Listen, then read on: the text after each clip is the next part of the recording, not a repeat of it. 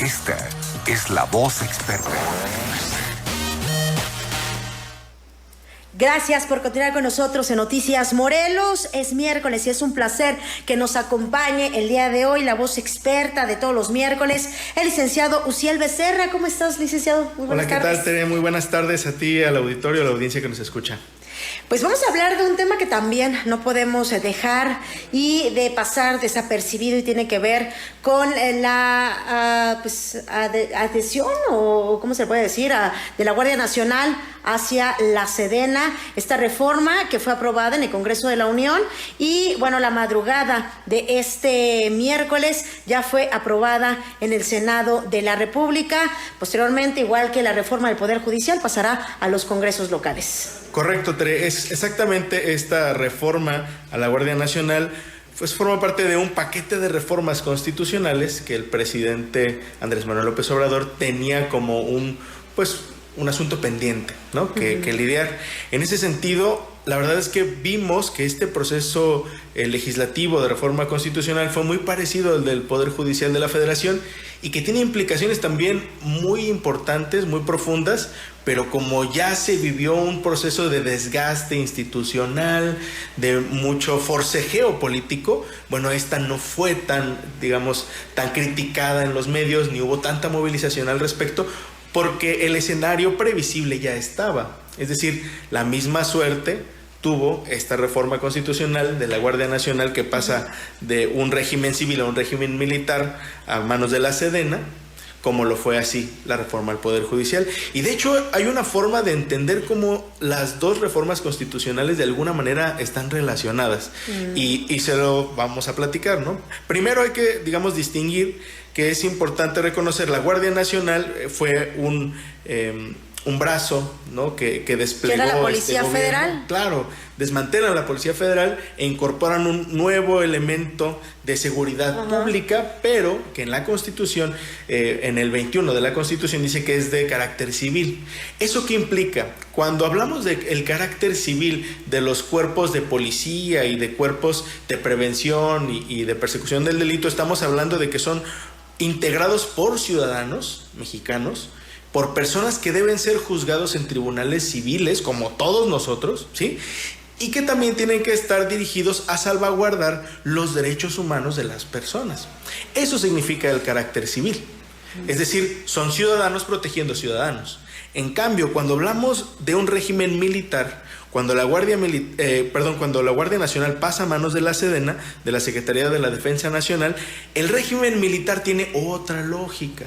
La lógica del régimen militar no es propiamente salvaguardar derechos humanos, sino que tiene una estricta función de combate al crimen y sobre todo una lógica de jerarquía frente a sus autoridades militares, cuyo jefe máximo de las Fuerzas Armadas es el titular del Poder Ejecutivo Federal, que en este caso sigue siendo el presidente Andrés Manuel López Obrador y que será la próxima presidenta Claudia Sheinbaum.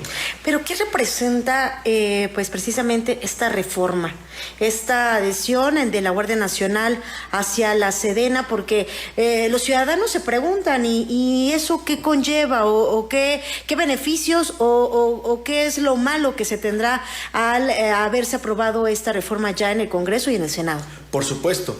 En ese sentido, sí, tenemos que puntualizar que la reforma sí consiste en varios cambios a la Constitución, que de hecho se intentaron de forma legal en el año 2022, pero a través de una acción de inconstitucionalidad, la Suprema Corte desechó esos cambios. Y de hecho fueron motivo de un conflicto muy fuerte entre el presidente de la República y los ministros de la Suprema Corte, en particular del ministro Juan Luis González Alcántara Carranca, que él fue el que propuso el proyecto de acción de inconstitucionalidad, porque los intentos de reformar la ley orgánica de la administración pública, la ley de la Guardia Nacional, la ley del Ejército, de la Fuerza Armada, que pretendían darle una articulación militar a las funciones de seguridad pública, en esta perspectiva de cuidar la Constitución, pues serán inconstitucionales, porque la Constitución dice que la seguridad pública debe ser bajo el régimen civil, por estas implicaciones que te platicaba, ¿no? Por la procuración de derechos humanos, por la atención de que sean personas del régimen civil y que puedan ser juzgadas como ciudadanos, con tribunales civiles como todos. Sin embargo, ahora en esta reforma, ¿qué es lo que consiste? Primero, en el 21, ya ahora la seguridad pública no es exclusiva del régimen civil, sino que también tiene un sesgo militar, ¿no? Por eso es que es muy alarmante esto de la militarización, ¿sí?, de la seguridad pública. Y también la misma reforma constitucional contempla que la Guardia Nacional, ahora en manos de la Sedena, tiene la facultad de la investigación criminal, de los delitos. Eso es particularmente riesgoso porque en realidad no tenemos como sociedad mexicana una relación con los militares tan buena. De hecho, hay muchos casos de desapariciones forzadas, de ejecuciones extrajudiciales a manos del ejército. Es decir, todos recordamos la época en la que el ejército tomó las funciones de seguridad pública, por ejemplo, en tiempos de Felipe Calderón. Y de hecho fue un asunto muy criticado por el presidente actual. Lo que es interesante es ver cómo hubo un giro, un cambio de opinión. Sobre todo, digamos, quiero poner en el imaginario de nuestros radioescuchas una foto muy interesante en donde Claudia Sheinbaum, junto con Andrés Manuel López Obrador, observan a los miembros de la Sedena, ¿sí?, en un complejo grande y donde hacen una presentación que simbólicamente es el cambio de titularidad del jefe máximo de las Fuerzas Armadas. Y en ese sentido, sí hay muchos riesgos que tenemos que ir reflexionando, porque los militares como tal, su fuero militar es que si cometen alguna infracción de carácter militar, entonces son juzgados en tribunales militares. Esta reforma sí tiene algunas moderaciones. Una de esas moderaciones es que sí, cuando un militar o un elemento de la Guardia Nacional, que ahora ya son militares, ¿sí?, cometa alguna infracción en contra de ciudadanos, sí pueden ser juzgados en tribunales civiles. Eso sí, sí lo mantuvieron en la reforma. En ese aspecto podríamos estar en el entendido de que pueden ser juzgados en tribunales de la gente común. Sin embargo, la investigación criminal a manos de la Guardia Nacional es peligrosa. La Constitución dice que tiene que estar encargada o dirigida por los ministerios públicos. Pero mi pregunta abierta es, ¿de verdad miembros del ejército se van a subordinar al Ministerio Público? Claro que no, eso es una realidad. En la realidad, las leyes y la Constitución dicen una cosa, pero sabemos que en los hechos, y sobre todo cuando hablamos del régimen militar, pues pasan cosas que distan mucho, ¿sí?, de lo que dice la ley, de lo que dice la Constitución. Y ese es el peligro que manifiestan Amnistía Internacional, la Comisión Interamericana de Derechos Humanos, asociaciones civiles, y también tiene ahí algunas sentencias de la Corte Interamericana que le dicen a todos los estados miembros de la OEA, los latinoamericanos por ejemplo, que tienen siempre que procurar que su seguridad pública sea encabezada por un régimen civil y no militar, para evitar arbitrariedades, para evitar abusos y excesos de la fuerza que puedan ser susceptibles de violaciones a derechos humanos. Ese es el fondo del asunto. Ahora, pues no hay que irnos tan lejos, lo que pasó en Ayotzinapa hace 10 años, ¿no? El decir fue el Estado. ¿Por qué fue el Estado? Porque fueron o hubo involucramiento de elementos militares, pero el presidente lo calla, ¿no? Es decir, prefirió en la última conferencia de prensa mañanera no decir nada. Entonces, estamos en presencia de algo extraño, pero que podemos dilucidar que puede acarrear muchas violaciones a derechos humanos. Ahora, en torno a lo que tú preguntabas, Tere, de lo que dicen las personas, ¿no? Y bueno, ¿y acaso las condiciones de seguridad, ¿sí?, que son alarmantes, que es uno de los problemas más fuertes que tenemos en nuestra sociedad, no merecería la intervención del ejército?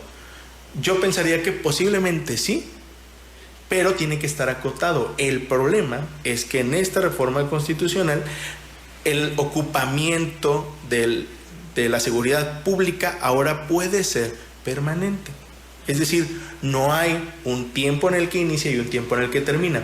El hecho de que en la Constitución diga que es permanente quiere decir que depende de sus superiores jerárquicos. Es decir, La Guardia Nacional, ahora en manos de la Sedena, le responderá directamente al jefe máximo de las Fuerzas Armadas. Entonces, toda la lógica de seguridad tiene que ir en ese ¿Qué pasará contexto. con los estados, con los municipios? O sea, Sí, tanto a las localidades, a los municipios, a las policías estatales, y de hecho va a seguir existiendo la Secretaría de Seguridad Pública, pues se les quedan algunos aspectos, porque la seguridad pública implica la prevención, 1, 2, la investigación, ¿sí?, y la persecución de los delitos y las sanciones de carácter administrativo. Todo eso es la seguridad pública. Entonces, va a haber una estrategia nacional de seguridad dirigida por la Guardia Nacional, que son militares, y el resto va a quedar en funciones de las localidades, de los policías estatales y municipales. Pero vamos a poder ver todos los días, de manera permanente, al menos durante este sexenio, ¿sí?, al ejército en las calles con el ropaje de la Guardia Nacional. Y en ese sentido, bueno, en posteriores participaciones podemos hablar un poco de que aún en los últimos años ha habido muchas quejas en la Comisión Nacional de Derechos Humanos a manos de la Guardia Nacional, y eso que tenían todavía régimen civil. Ahora que tengan régimen militar, pues algunos prevemos que pudiera haber entonces un marco de violaciones a derechos humanos que va a ser grave. sin duda un tema demasiado interesante que no podemos soltar y que estaremos hablando próximamente. Licenciado, muchísimas gracias. Al contrario, te agradezco a ti por el espacio, por el tiempo, y un saludo a toda la audiencia. Muchísimas gracias. Es el licenciado Uziel Becerra, la voz experta de cada miércoles. Es momento de hacer una pausa. Regresamos, tenemos más información.